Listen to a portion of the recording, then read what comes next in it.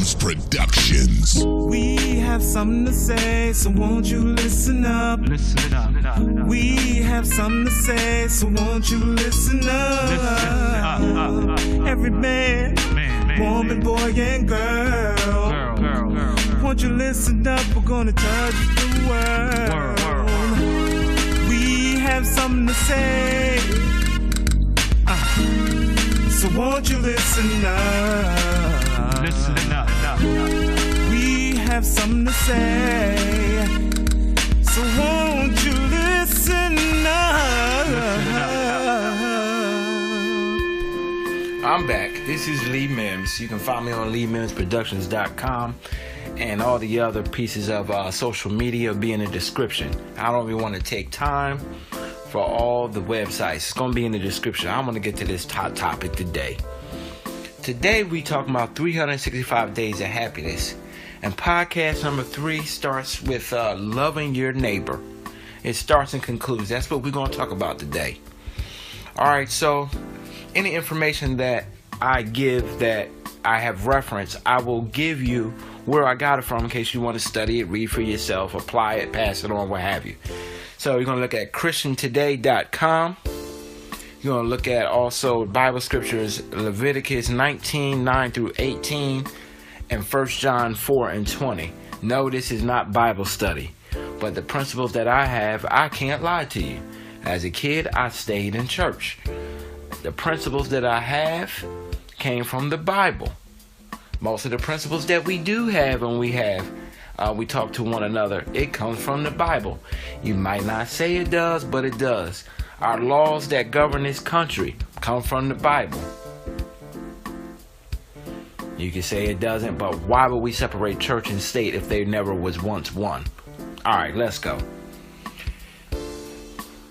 How do we treat our neighbor right? I'm going to set the platform and then I'm going to go off on my tangents as I already do.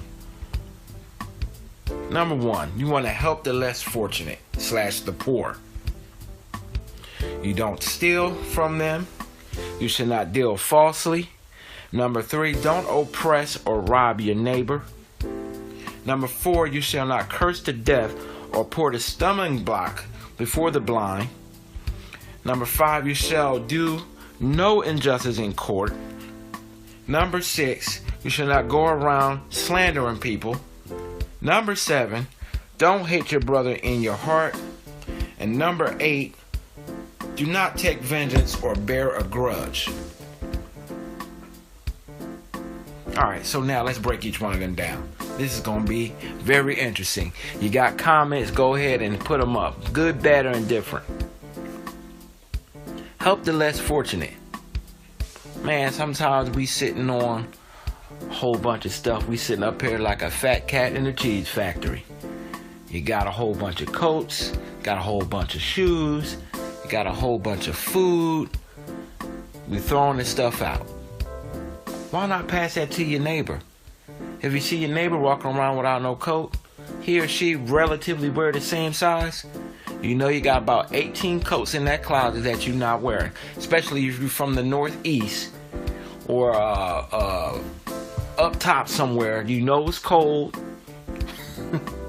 And you buy a coat probably every year, every 2 years, every 3 years. Or you might have a coat you just can't let go but you're not wearing. Man, go down to your local Goodwill. Pass it off there. Maybe somebody's too prideful and you don't want to give it to them because you're fearful that they won't take it. Okay, go to the Goodwill.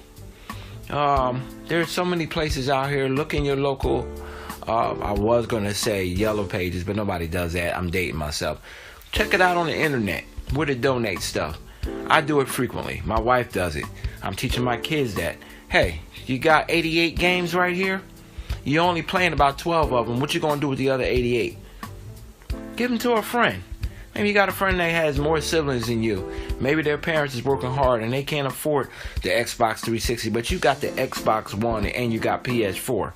Why don't you let go of that Dreamcast, that Nintendo, that Sega, that Wii, the Wii U? Pass it off. That's on a lighter note. You see somebody struggling, you got $10 in your pocket. You see Somebody struggling and you already know you done made it, and they come to you for help, and you know you got $10 and you can give it to them tomorrow's payday. How would it hurt to pass that off? How would it hurt? Help the less fortunate. Slash the poor. Don't steal. Man, if that ain't self-explanatory, I probably shouldn't even be talking to you. Don't steal. But let's go ahead and break that down. We're going to break it down into the physical. If something's not yours, don't take it. Simple as that. That can be the husband taking somebody else's wife, or the wife taking somebody else's husband. It could be coming in your house, and I say, my justification, I've heard this over the years coming up. Oh, they got enough to spare. They ain't gonna miss it. Does that change that you just stole something? Simply put, you go to the market, and there's tons of loaves of bread sitting up on the shelf. If you take that loaf of bread and you get busted, what they gonna say? You stole it. Try that defense if you want. Man, y'all had plenty. Y'all got 2 shelves of bread. Well, if everybody thought that, it'd be theft everywhere. Stolen goods everywhere. Stores would be empty everywhere. The jails are full and the prisons are full of people who said they had enough, they wouldn't have missed it. But yet, they did miss it. Did get the conviction. Now you in prison or you in jail. You don't want that. You don't want that. The second part of this is you shall not deal falsely. Do not oppress or rob him. Clearly robbing is different than stealing. Stealing is kind of like I come up in here, come up in your house, in your car, your desk at work, and I take something without you knowing it. Robbing is by force. Now that to me is a little bit worse than stealing. I don't like a thief, but well, you know what? I guess it depends on how old school you are. Because somebody might say, I'd rather deal with a robber than a thief. Because the thief is shady, can't be trusted. The robber clearly said, let me get your stuff. Go ahead and hand that over. I'm going to be honest, I don't care for neither one of y'all. The thief or the robber. Go ahead and work and get your own stuff. If not, just ask me for it. I'll be more than happy to give it to you. But please don't ask me with a gun in my face. You understand? All right. The part that I'm going to focus on is dealing falsely. Sometimes when you have your neighbor or your friend or whatever, I think neighbor is just a loose term saying your fellow man. You do a job for a fellow man and he or she is supposed to pay you. Today is payday. And you just going to go ahead and hold that money until you feel like giving it to them. You sitting on it, the job is done, and you just going to hold on to that money. I'm going to go ahead and say that's dealing falsely. That's not cool, and that's shady, and I probably won't be your friend much longer if you do that to me. You shall not curse the deaf or put a stumbling block before the blind. Now that's just as plain as you can get it. You're going to go ahead and set people up where their weaknesses are. You're going to curse about me. No, I can't hear.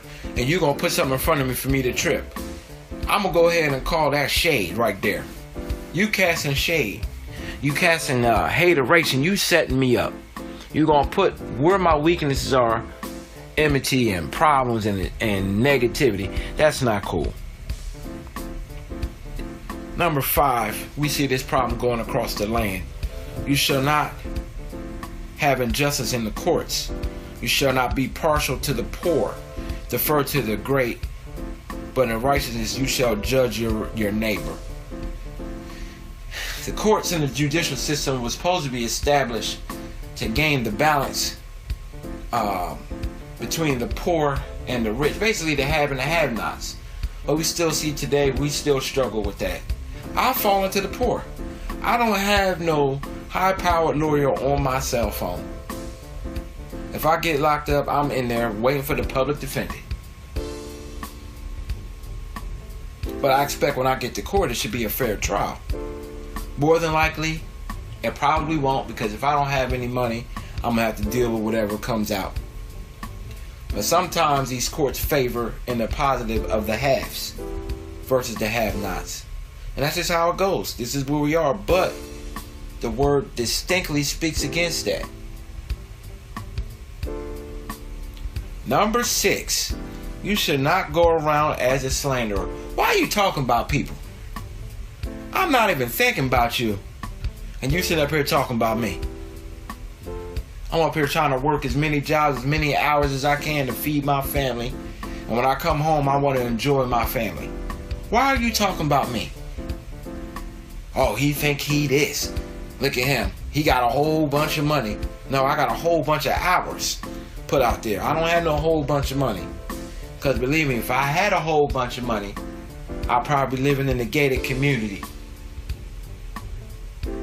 But I'm not. You understand?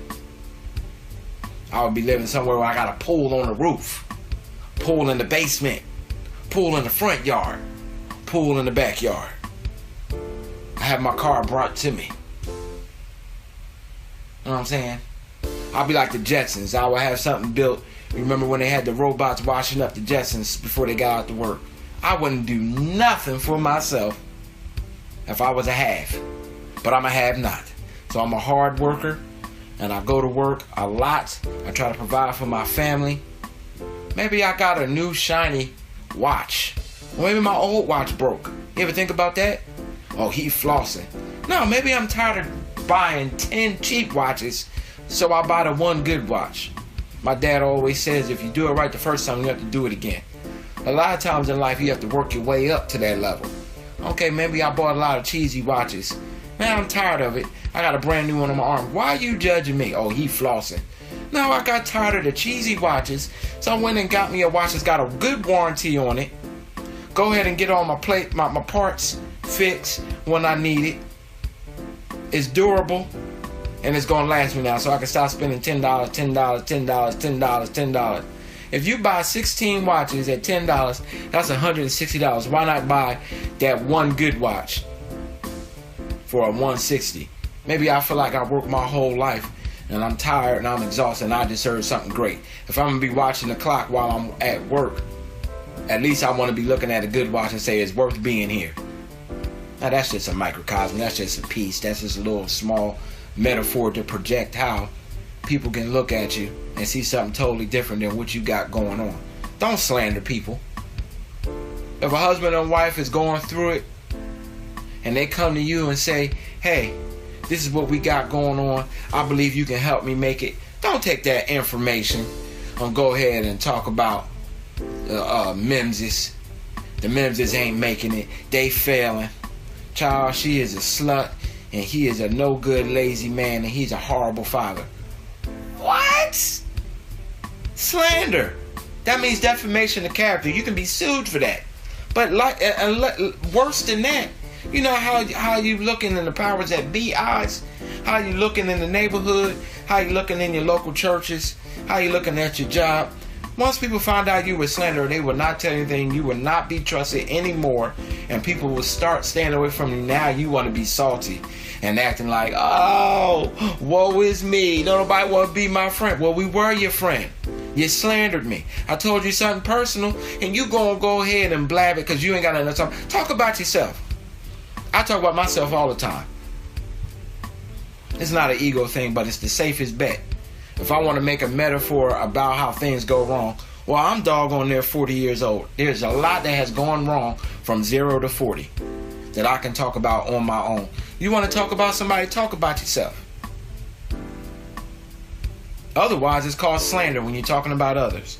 Isn't that funny how that goes? If I talk about myself, I'm just reporting or I'm building a rapport. But if I talk about somebody else, that's slander. Go ahead and talk about your own self and your wrongdoings that you've done or the mistakes you have made or such things like that. Let's move on to the next one. Don't hate your brother in your heart. Ooh, that should be a whole nother podcast by itself. A whole nother podcast by itself. How many folks sitting up here calling themselves righteous and they hating their brother in their heart? Now, that don't mean your brother, your male factor. It could be your sister too. Somebody in these streets. It goes back to to what I said before about slandering. But this hate right here, that's something different. We ain't talking about how Young M.A. talk about, I got haters, shake them off. We talking about you really hate. I wish they would die. I wish their car would break down.